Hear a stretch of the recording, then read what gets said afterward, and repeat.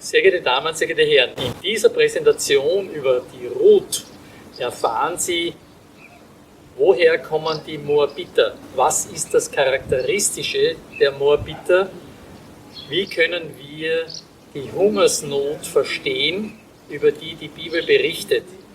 Weiters, was zeichnet Ruth aus, da sie ja zum Stammbaum des Erlösers gehört? Und es kommt auch in diesem Buch Ruth der Löser oder Erlöser vor, je nachdem, wie man es übersetzt. Was bedeutet dieser Erlöser? Und vor allem auch, wie können wir Goliath besiegen? Schauen Sie sich das an. Sehr geehrte Damen, sehr geehrte Herren, in dieser Präsentation geht es um das Buch Ruth. Das hat nur 4 Kapitel. Ruth ist die Urmutter des Erlösers und es zeigt uns, wie der Sieg über Goliath möglich ist. Wie gewohnt sehen Sie in grüner Schrift dieses alte jüdische Wissen und es geht um folgende Themen. Zuerst schauen wir uns die Bedeutung der Namen an, dann geht eben Naomi mit ihrem Mann und den Söhnen zurück nach Moab, weil Hungersnot herrscht, eben in Kanaan. Und dann gehen sie jedoch wieder zurück, weil alle Männer sterben. Und daher entschließt sich Naomi wieder zurückzugehen. Und wir beschreiben die Situation, die sich dann an der Grenze abspielt. Dann in Bethlehem geht Ruth aufs Feld, um Körner zu lesen. Und Ruth lernt dort Boas kennen. Es ist letztlich eine Liebesgeschichte. Es ist der Löser oder eben der Erlöser. Und abschließend schauen wir uns an die Beziehung zwischen Ruth und Orpa und zwischen David und Goliath. Zur Bedeutung der Namen. Naomi, also in dieser Schreibweise oder auch statt mit AO eben mit 2O, ist sie die angenehme, die liebliche, die wonne entzückende, reizvolle. Und ihr Mann ist der Elimelech und das bedeutet, mein Gott ist König. Und im alten jüdischen Wissen gibt es auch Versionen, wo dieser Name eben dann verballhornt wird oder missbraucht wird mit Elimelech. Das bedeutet dann, mein ist König oder ich bin letztlich der König. Und dieser Mann hat 2 Söhne mit Naomi, den Machlon, das bedeutet verzeihen vom hebräischen Mochel, der heiratet Ruth, und Kilion, die Bedeutung ist das Ganze, kommt von Kon im Hebräischen und der heiratet Orpa. Im Moabiterreich, dort wo sie hingehen, gibt es eben diesen König Eglon und nach dem alten jüdischen Wissen eben, dass der König Eglon, der unterdrückt Israel und wird letztlich durch Ehud getötet und er hat eben diese 2 Töchter. Ruth und Orpa sind sozusagen Königstöchter oder man könnte sagen Prinzessinnen, je nachdem, wie man was formuliert. Ruth bedeutet das Sehen, beziehungsweise eben die Einsicht, aber das Sehen jetzt nicht nur so, wie wir die Welt sehen, sondern das Sehen, das Überblicken der Zeit. Ruth kann sozusagen wahrnehmen ihre Stammeslinie oder Geschichte oder Genealogie, die bis zum Erlöser geht. Und sie ist die Urmutter Davids. Und auf das kommen wir noch. Orpa hingegen, also dieser Name bedeutet eben Nacken. Dieses Wort im Hebräischen wird mit den gleichen Buchstaben geschrieben wie Erbe oder Staub. Und im alten jüdischen Wissen gibt es auch Erzählungen über eine Hartnäckigkeit, wo eben dieser Nacken eines Stiers gebrochen werden muss. Also wenn diese Beziehung zwischen Einheit zur Vierheit nicht so ist, wie sie sein soll, dann gibt es eben diese Hartnäckigkeit. Und sie ist die Urmutter Goliaths. Das schauen wir uns dann auch noch genauer an. Aber zuvor schauen wir uns an, was sind eigentlich die Moabiter? Woher kommen die Moabiter? Und hier führt Weinreb dann in seinen Vorträgen in der langen Form sehr genau aus, dass eben Abraham einen Bruder hat, diesen Bruder Haran, und in dem Moment, wo eben Abraham vom König Nimrod beseitigt wird oder werden will, indem er ihn in den Feuerofen wirft, der so heiß ist, dass er keinen Funken eine Überlebenschance hat, aber Abraham in dem Feuerofen hin und her geht und dort nicht verbrennt. Und alle, die das sehen, sind natürlich äußerst verblüfft und Haran erkennt das auch und sagt, naja, das ist mein Bruder und der ist so stark im Glauben und wenn der das kann, kann ich das auch. Lässt sich auch in den Feuerofen werfen und der verbrennt.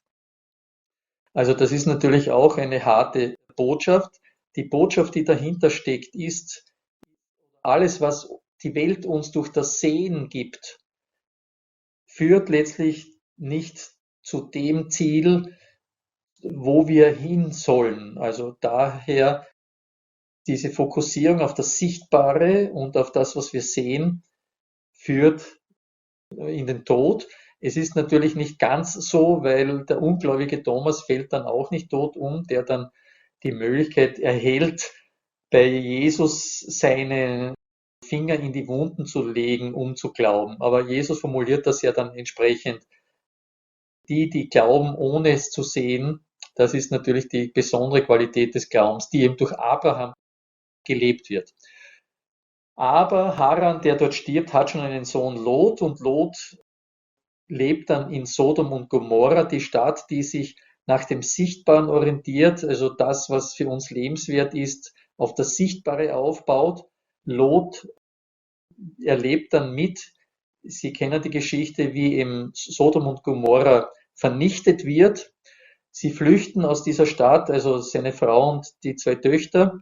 Die Frau dreht sich um und wird dadurch zur Salzsäule, wie sie eben sieht, wie diese Stadt untergeht.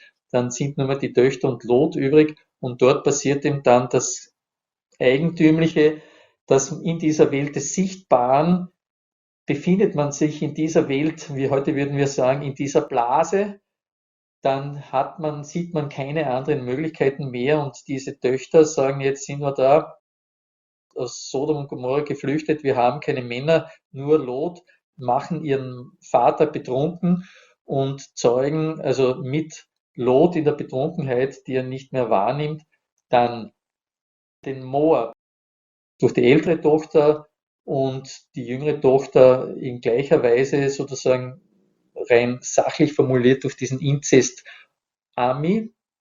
Und daraus entstehen die Völker, die Moabiter und die Amoriter. Und beide bedeuten eigentlich das Gleiche, das ist das Volk.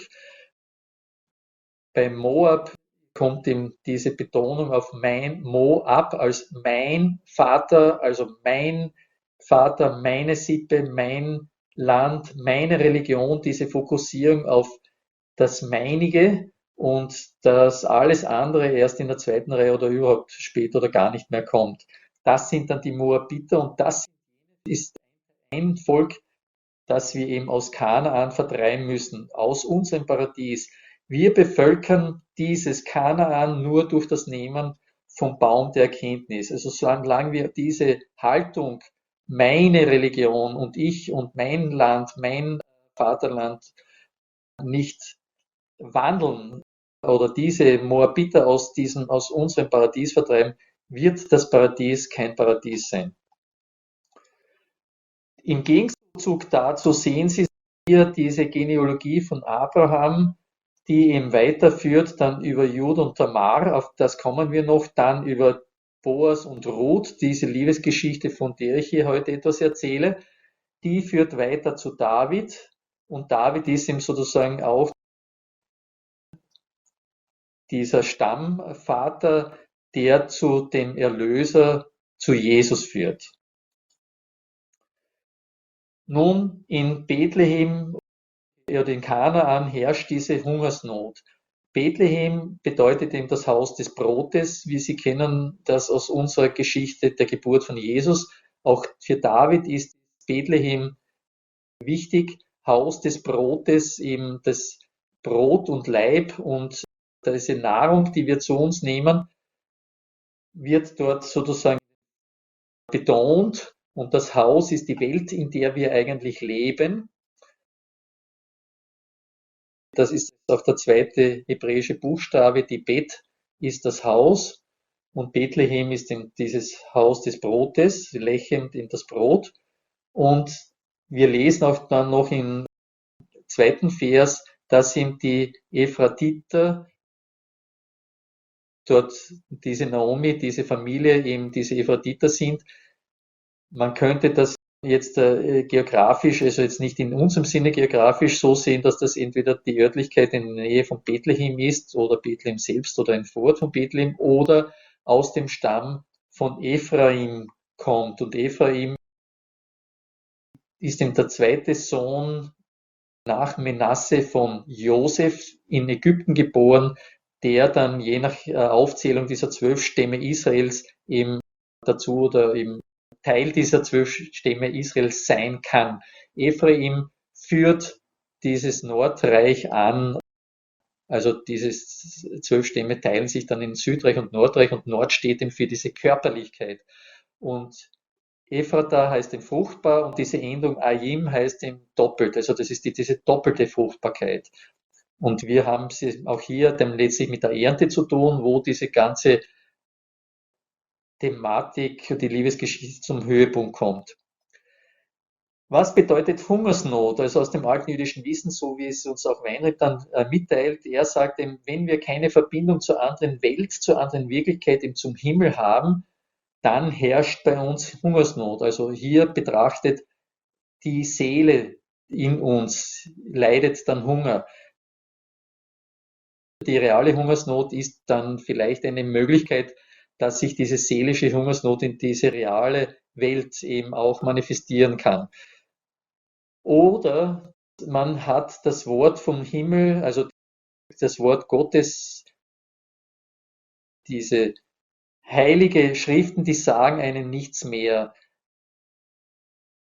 Im Gegensatz zu den Israeliten, die durch die Wüste ziehen, wo es Tau vom Himmel gab, eben das Manna, aber das gibt es. Es gibt keinen Tau mehr vom Himmel, es gibt kein Manna, es gibt keine Nahrung mehr vom Himmel und es gibt auch keine Geheimnisse. Wir kennen alles, wie die Welt ist und wenn wir es noch nicht kennen, dann müssen wir weiter Fakten sammeln, dann wissen wir, es ist. Es gibt keine Geheimnisse mehr, es gibt keinen Gott mehr, das ist alles nicht beweisbar und daher existiert es nicht.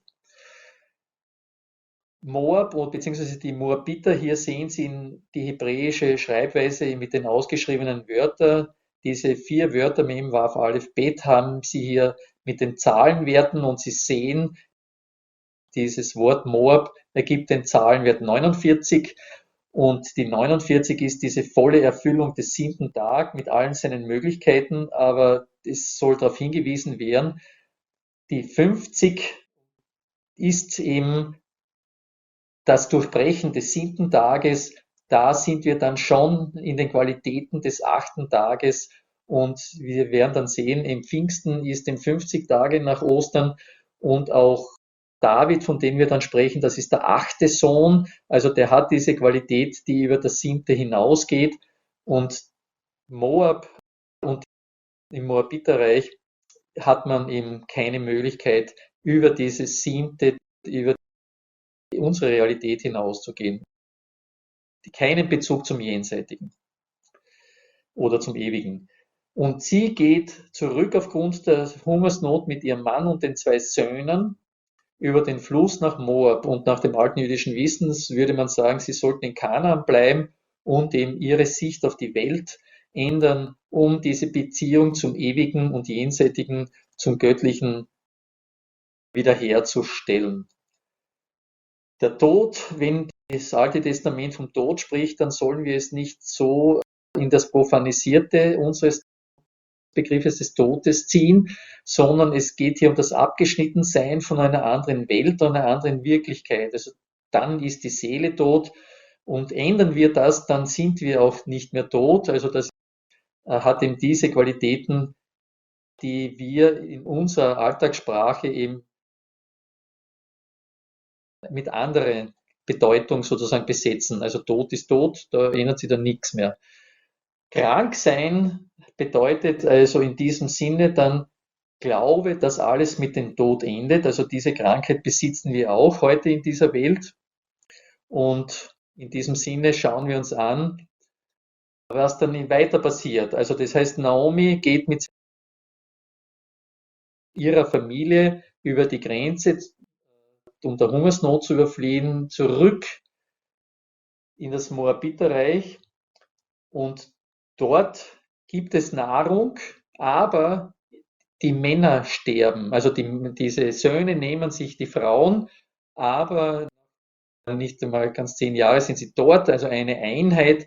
Eigentlich müssten sie dort schon eine Reihe von Kindern haben. Nichts dergleichen passiert. Die seelischen Aspekte, wofür die Männer stehen, die sterben und das lesen wir schon im 3. Vers dieses Buches Ruth. Also das heißt, das ist dann die Geschichte dieser 3 Frauen oder Witwen und diese Naomi nach diesen 10 Jahren, nachdem die Männer gestorben sind, entscheidet sich, ich gehe wieder zurück dort, wo ich herkomme und ihr beiden, also Ruth und Orpa, ihr seid Moabiter, ihr bleibt doch hier, sucht euch einen anderen Mann, baut euch ein neues Leben auf, geht nicht mit mir mit, weil ihr als Moabiter in meiner Heimat, das ist doch nicht das, was ich empfehlen kann.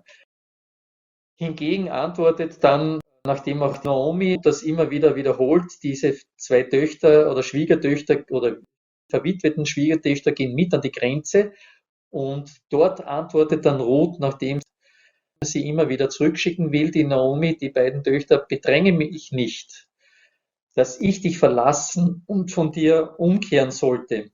Wo du hingehst, da will auch ich hingehen, wo du bleibst, da bleibe ich auch. Dein Volk ist mein Volk und dein Gott ist mein Gott. Wo du stirbst, da sterbe ich auch. Dort will auch ich begraben werden. Der Herr tue mir dies und das, nur der Tod wird mich und dich scheiden. Dann aufgrund dessen lässt ihm Naomi davon ab, sie umzustimmen und sie gehen nach Bethlehem. Und in Bethlehem wird Naomi ihm erkannt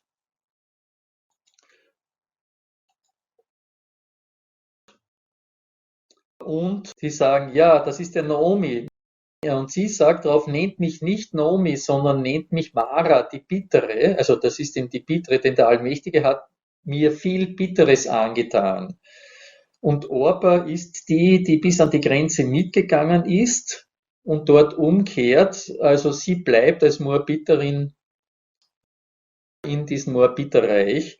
Sie ist bis an die Grenze gegangen und hat von Naomi dann ihren Rat befolgt. Aber hingegen Ruth geht über diese Grenze, sie überschreitet, sie durchbricht.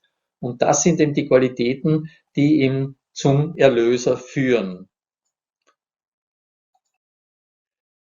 In Bethlehem, das ist dann die Zeit der Ernte und die Waisen oder Witwen gehen auf das Feld, um etwas Nahrung zu finden. Und wie gesagt, es ist die Zeit der Ernte und am Feld wird nicht konsequent alles abgeschnitten, geerntet, es bleiben Ähren und Körner auf dem Feld übrig, besonders die Ecken werden nach jüdischem Brauch stehen gelassen.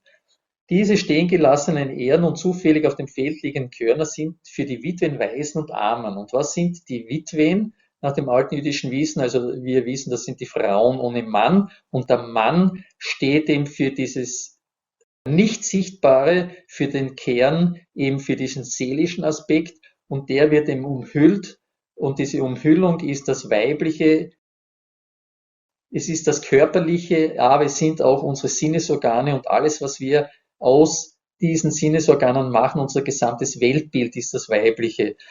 Und Witwen, wenn sie keinen Bezug, also keinen Mann haben, dann sind sie ohne Kern und haben keinen Bezug zum Ewigen. Die Waisen sind die Kinder ohne Eltern, also wo der Bezug zur Herkunft verloren gegangen ist, und die Armen, also die einen sind die Normalen und die Nicht-Normalen, das sind die Armen, die keine schlüssige Erklärung für die Welt haben. Und das Feld wird dann abgeerntet, das ist eben, dieses Abernten ist eben so was Ähnliches wie unsere logische Welterklärung, das wird eben abgeschnitten und das, was auf dem Feld zurückbleibt, dieses zufällig Überbleibsel auf dem Feld. Also die Witwen, die keinen Bezug zum Ewigen haben, suchen sich durch diese Zufälligkeiten diese Nahrung, dass sie eben da zum Leben kommen oder am Leben bleiben. Dasselbe mit dem Weisen und den Armen. Also es geht hier, dass eben diese Zufälligkeiten, das ist das, was dort dann ernährt, diese Witwen, Waisen und Armen. Und im Grunde genommen erkennen wir vielleicht, ob wir nicht selbst Witwe oder Waise sind. Ruth wird von Naomi auf das Feld des Verwandten ihres verstorbenen Mannes geschickt, der den Namen Boas hat. Und dieser Name Boas bedeutet, in ihm ist Kraft. Noch eine Anmerkung, im Tempel heißt eine Säule, da gibt es zwei Säulen, eine heißt Boas und die andere Jachin, mit der Bedeutung das richtige, Rechte und Errichten, sozusagen nur zur Ergänzung. Weinert führt das dann wesentlich genauer aus. Aber was passiert dann dort auf dem Feld? Da begegnet sich Ruth und Boas und dort gibt er sich zu erkennen in seiner Rolle als der Löser. Also wir haben Pfingsten, den 50. Tag nach Ostern, wo die Ernte gesammelt wird in der Tenne. Also das ist dann schon das Ende der Ernte. Ruth ist sozusagen schon aufs Feld gegangen und Boas aufgefallen und weiß sie zu schätzen in ihrer Treue gegenüber Naomi. Und er sagt ihm, ja, das ist natürlich für eine Moabiterin in Kanaan keine leichte Sache, dieser Naomi hier zu folgen. Und das beeindruckt ihn so und er gibt ihr den Schutz, sagt, bleib auf diesem Feld, meine Knechte werden dir nichts tun. Wenn du auf ein anderes Feld gehst von anderen Besitzern, da kannst du nicht sicher sein. Bleib da und sammle hier auf, was liegen bleibt. Und er sagt den Knechten, sie sollen mehr liegen lassen und sie kann mit den Knechten auch essen und trinken und sie geht ihm nach Hause, auch mit genug Getreide und erzählt das Naomi. Und Naomi sagt drauf, heute Abend worfelt er Gerste auf der Tenne, wasche dich, salbe dich und ziehe dein Obergewand an, dann gehe zur Tenne, zeig dich aber dem Mann nicht, bis er fertig gegessen und getrunken hat.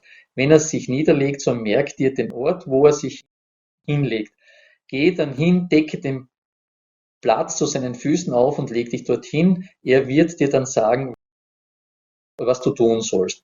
Also dieses Worfeln, das ist eben dieses Dreschen, wo dann das Getreide in die Luft geworfen wird und der Wind bläst dann diese Spreu weg und die Kerne fallen runter, diese Windsichtung, um diese Spreu von den Kernen zu trennen, also diese Hülle von den Kernen zu trennen. Auch eine Form von Beschneidung des Getreides sozusagen. Und Ruth tut so, wie es eben gesagt wird, und Boas gibt sich dann zu erkennen, als dass er ein Löser ist.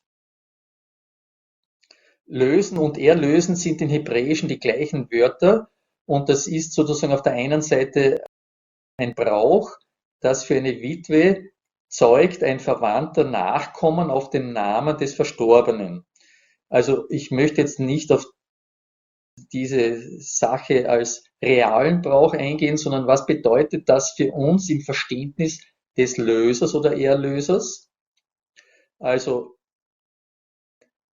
Boas betont noch, es gibt aber jemand in dieser Verwandtschaft, der vor ihm kommt und den muss er zuerst fragen, ob er Ruth sozusagen den Löser macht für sie. Also dass dieses Land vom Vater des Sohnes, mit dem Ruth verheiratet ist, freizukaufen und Ruth zur Frau zu nehmen. Und er trifft diesen Erstgereihten und erzählt ihm das und sagt, ja, der sagt, ja, ich kaufe dieses Land schon frei. Und dann sagt er, aber du musst dann Ruth zur Frau nehmen. Und dann sagt dann eine Moabiterin zur Frau, na, das tue ich nicht, ich möchte mir damit ja nicht mein Erbe verderben. Also Sie sehen, das ist dann nicht ganz so selbstverständlich, das zu tun, und denn es bedarf bestimmten Qualitäten. Es stellt sich die Frage, ist der Mensch imstande, die Frucht seines Lebens nicht sich selbst zuzuschreiben, sondern einem oder etwas, das nicht mehr da ist. Also in dem Fall dieser Verstorbene. oder dem Ewigen. Erlösen heißt Ewigkeit ein- und ausatmen, zu erkennen, dass alles, was wir tun, aus dem Ewigen kommt und nicht aus uns selbst kommt.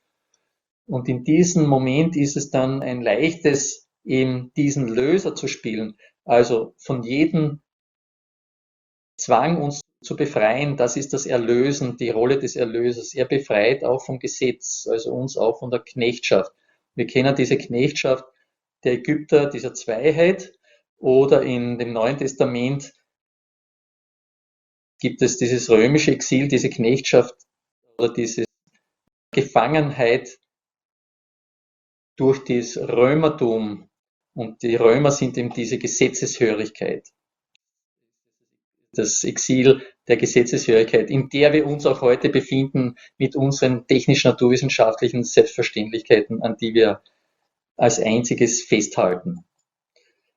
Also es gibt in der Bibel nur zwei Lösergeschichten und die erste ist, wie ich schon darauf hingewiesen habe, Juda und Tamar. Also diese erste Lösergeschichte ist, dass Juda